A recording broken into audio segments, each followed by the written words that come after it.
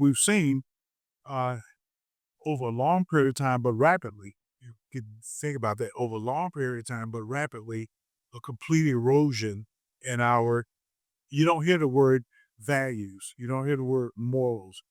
We don't even hear the word decency much anymore. Over time, but at an alarming speed, we've witnessed a shift in society. One where values, morals, and even basic decency seem to be fading. Glenn Henderson challenges us to step back and ask, how did we get here? From blurred identities to forgotten principles, we've traded discipline and truth for fleeting trends. But is this progress, or have we lost something essential? If you just we just look around, and in some cases, you you don't need a degree. You don't need to go to study statistics or anything. You just look around and you hear about many things that we have choices that we made as a society, and which is why I said breaking free from conformity, from societal conformity to unmasked truth. With the subtitle of the book is that the popular, what seems to be popular, what everybody seems to be doing, or the dam has been kind of broken, as it were. And somebody once said, "It's not a big boulder that breaks the dam, but it's the constant uh, drip that over time causes a breach in the dam."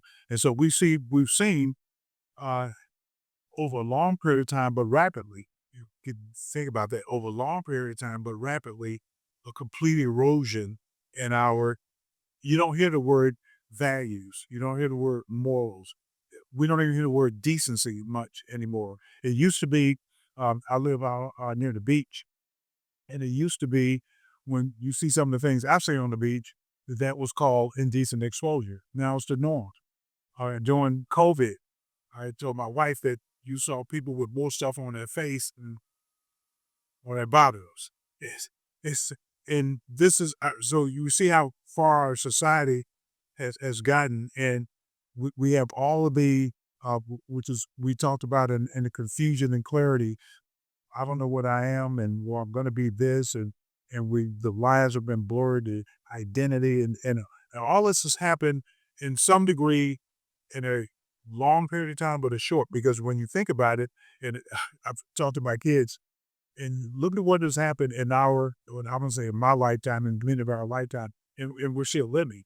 We've gone from we've gone from those who were born in my lifetime. They've seen 8-track players, which first what's an 8-track player? A cassette player, and albums, 10,000 albums, um, beta, VHS, to now I have 45,000 songs on my phone and I can send it to your phone and don't know how I got there. And this is in our lifetime. So the speed of information technology has really changed people's thinking, how they think, where they go through, even a source of information. And to a great degree, we've forgotten that book of 66 books that had these 10 values in it that is still in our Supreme Court in other places across the country. And we've completely departed from that. And we're seeing, so some people are asking how we get here and why. And without any uh, significant scientific studies required, we could just say, well, what was there and is now absent? Whatever happened to I pledge allegiance to the flag of the United States of America? And they said, well, we're going to get rid of that. I mean, why on earth would we want to pledge allegiance to the flag? Why we want to do that, right?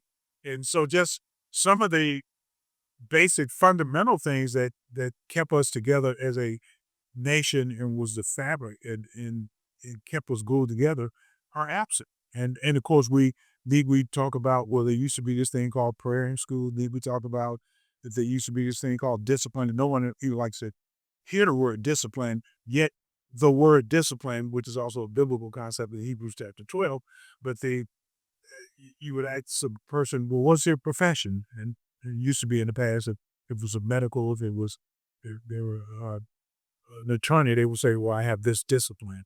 And of course, they would say, here's what I'm practicing. But we just thrown all of those values and concepts and principles out. and it all in the name of progressive thinking.